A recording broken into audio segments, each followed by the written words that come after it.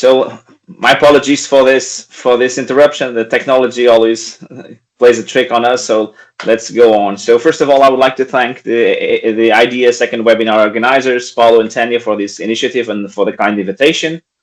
I will start with a short presentation about APDL, and then I'll provide a summary of the impact of shipping on greenhouse gases emissions and share insights into the efficient and economical viable solutions being explored to address this challenge. So for those that don't know APDL, so we are a port administration. We manage 2 ports and a Douro inland waterway. And more recently, we started managing the cargo terminal of Leixões and the rail terminal of Guarda. These 2 terminals are aligned with our strategy to increase rail share of cargo transport to and from the ports. Okay, and as you will see afterwards, this connection and this terminal, especially Guarda and the railway, are very important to develop the project H2 driven that I'm going to explain to you further later. So as we all know, we live on a climate emergency where reducing the greenhouse gases is absolutely mandatory. And if we look at specifically for our sector and basically for shipping, we know that it is responsible for roughly 80% of the worldwide cargo somewhere along the logistic chain, and with that contributing with roughly 3% of global emissions. At an European level, the shipping, both domestic and international, has a slight higher contribution. However, and when we look at the vessel traffic map worldwide, 3% of global emissions might not seem significant at a first glance. However, considering the sheer volume of vessels transporting the goods we depend on, and some we arguably don't, that percentage reflects a substantial environmental impact. And so, when it comes to reduce greenhouse gas emissions, different modes of transport face distant challenges, as we all know. Although road transport is currently moving quite successfully towards electrification, these trends only realistically applicable to short maritime routes such as ferries or tugs. This is because batteries, at the knowledge we have today, are still heavy, take up considerable space, and offer limited range compared to fossil fuels, making them impractical for long distance or large-scale maritime operations. The availability of potential green fuels is also a critical factor for vessels that operate globally. Different regions are progressing at varying speeds when it comes to the development, production, and logistics of these fuels, which poses a major challenge for consistent and scalable adoption across the maritime sector. If we map the most promising green fuels, we quickly see that LNG, while not truly green, is at least a cleaner alternative to heavy fossil fuels and benefits from an already established logistic network. LNG and biofuels can serve as initial transition fuels, paving the way for more sustainable options like green methanol, ammonia, and hydrogen. At this stage, APDL is focusing on 2 key drivers: the pilot projects using biofuels for both existing and new tugboats, and green methanol, which is being introduced as a new cargo with the potential to become a bunker fuel. We also conducted preliminary studies on hydrogen, but concluded that currently we lack the scale needed for the efficient production and use. If we take a look at this latest DNV alternative fuel insight, we can see that LNG has taken the lead in alternative fuel vessel orders since the second half of 2024. Methanol, which has been leading earlier in the year, has now clearly fallen behind. By year-end, LNG accounted with more than 264 vessel orders, over 51% of the total, while methanol followed 166 orders, representing 32% of those same orders. We all know that there are a lot of projects being developed not only on hydrogen specifically, but on hydrogen-based products or fuels, like the case of methanol. And you can see here that small green dot that is pointed on the image represents the facility that the H2-driven project is developing in Mangualde, at the center of Portugal country.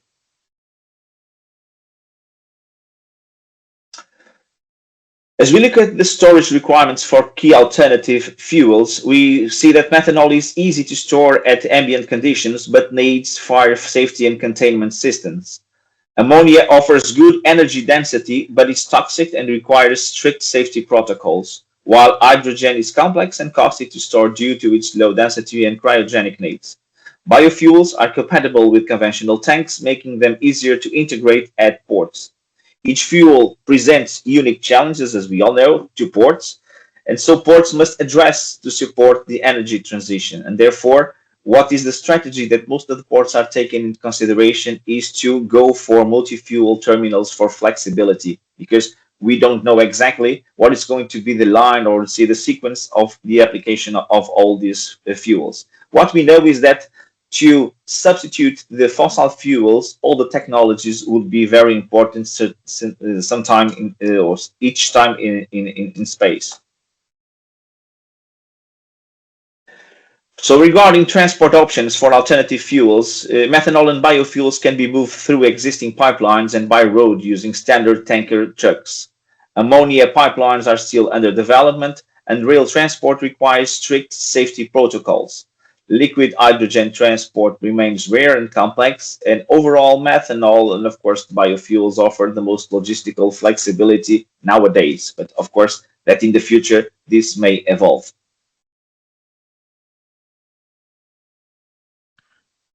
So looking at bunkering for maritime use, what we see is that it's becoming a key focus in the decarbonization of maritime transport. Ports worldwide are beginning to adapt infrastructure to support alternative fuels like biofuels, methanol, ammonia, and hydrogen. And so biofuels, as we all know, are the easiest to integrate, compatible with existing bunkering systems. Methanol is gaining traction due to its liquid form and manageable safety requirements, and while ammonia and hydrogen present greater challenges requiring specialized handling, safety protocols, and new infrastructures. The trend shows a phased approach starting with biofuels and methanol, while pilot projects and feasibility studies pave the way for ammonia and hydrogen. Ports, as I said earlier before, are investing early in flexible scalable bunkering solutions that will be better positioned for the energy transition in the future. Going on a wrap up on the trends, we can say that despite LNG is dominating the green vessel orders, we have already more than 260 methanol vessels on order, and ports like Rotterdam, Singapore, and Antwerp are preparing or expanding their methanol bunkering standards. Ammonia is still on R&D phase with safety frameworks in development, and hydrogen has been exploring on small-scale pilots and projects like the ones that we've seen before, and having as a major challenge the storage at a reasonable cost. As we all know, at the end of the day, cost is of course a key issue on all the technologies that we may explore. Okay, so the idea is how we can develop and enhance and improve the costs in order to make it compatible and competitive with other technologies that are operating in the market. From the point of view of regulatory and technical challenges, well, we know that green fuels like methanol, ammonia, hydrogen, and biofuels face unique regulatory and technical hurdles. Methanol, as I said before, is easy to integrate, is already a product that has been explored and transported all over the world for decades. Ammonia and hydrogen pose greater risks due to this toxicity and the handling complexity. And of course, there is this case about the regulation. Okay, we need to align these AMO, ISO, and EO standards in order to make this everything works at a global scale. Because, as you know, shipping is a sector that operates in all geographies, and so making different regulations in different geographies doesn't make it easier for application and applicability at a global scale. So going directly now to the project, and after this I would say this context, I'm going to speak a little bit about our H2 driven project. So first of all, I would like to, for those that don't know, to show you and to share with you what we are doing right now. So APDL has been developed a roadmap for energy transition to achieve carbon neutrality by 2035.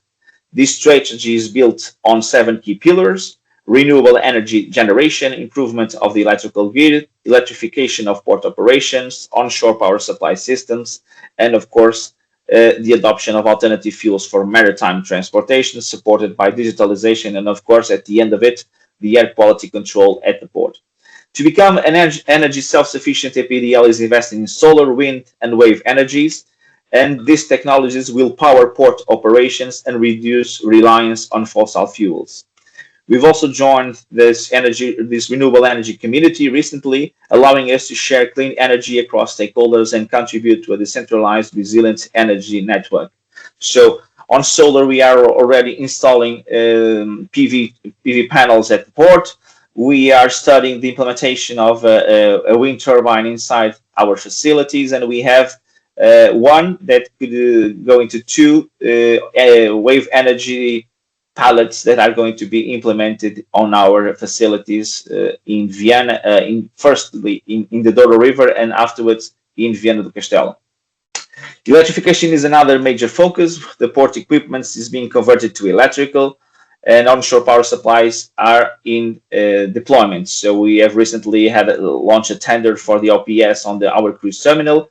We are now signing up the contract in order to make it real at the port level. Okay, it's important to understand that, for example, for a port like Leixões, more than 75% of the emissions at the port come from the vessels, of course. So tackling these emissions is absolutely relevant. OPS is going to solve while at berth, but while they are sailing, well, hydrogen and methanol and ammonia could be really solutions to face in the future. So in parallel, as I said, APDL is also participating in this H2-driven project, which explores the role of hydrogen-based fuels in maritime logistics. This initiative addresses the technical, regulatory, and logistical challenges of integrating hydrogen and its derivatives, like methanol, into port infrastructures. As part of this effort, you can see the picture is quite confused, and the idea is it's not by chance. It was I decided to make it really confuse for us to understand exactly what are the challenges. So we can define multiple locations for the placement of our facility, for our bunkering facility inside of the port. As you know, the Galp refinery was an excellent alternative, but it closed recently, and so it's not an alternative anymore. And so we need to tackle this challenge of having the possibility to receive the methanol that is coming from rail and road from Mangualde and is going to be exported by vessel. In the meanwhile, we need to make, of course, this storage capacity inside of the port, making it available and connected with the rail terminal, and of course with the quays in order to connect directly to the vessels. Okay, this looks like easy.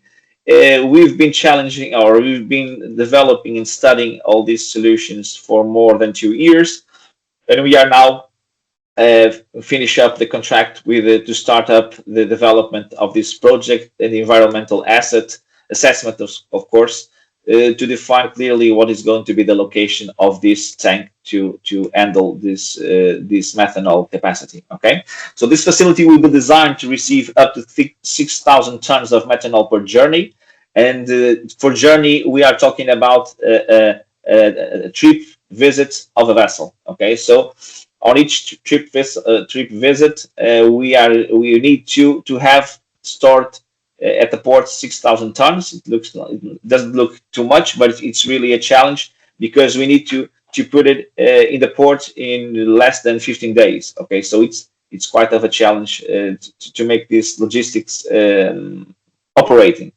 So the methanol will be stored on site and exported by ship, positioning the port as a strategic node in the green fuel supply chain. The project includes, of course, the project that we are developing right now includes, of course, detailed engineering studies and a full environmental impact assessment I just mentioned. Choosing the right location is really critical. It's not easy. With our consultants are I would say struggling with this definition, and there is a key issue that today is really sensitive for the location of this kind of facilities. There is the social awareness. Okay. People are very sensitive to fuels. Okay, despite they are green, they are really looking at it and they see that as, I would say, like something that is bad. Okay, and so we need to convince, we need to show them that these green fuels are absolutely fundamental if we really want to tackle the climate change problem. Okay, but it's a struggle for those, and there are a lot of colleagues here in the session that come from ports, and they know what I'm saying. Okay, so this social awareness is a really hurdle, is a real hurdle in this process. Okay, so moving forward, so while methanol is our near-term focus due to its compatibility with existing infrastructure, APDL continues to explore hydrogen-based fuels for the future. So these fuels offer high decarbonization potential, but require new safety protocols, cryogenic storage solutions, and harmonized international regulations. So along with the H2-driven project, as I mentioned before, we also have two pilot projects. One is already ongoing, and the second one is under development. That is with biofuels. Okay, one is just a B20 pilot process, and the other one is going to be 100% neutral fuel. Okay, we are just finish up the contract, and afterwards we are going to develop it as we would like to do. So APDL's roadmap is pragmatic, phased, and safety first, but investing in renewable energy, electrification, and clean fuel infrastructure.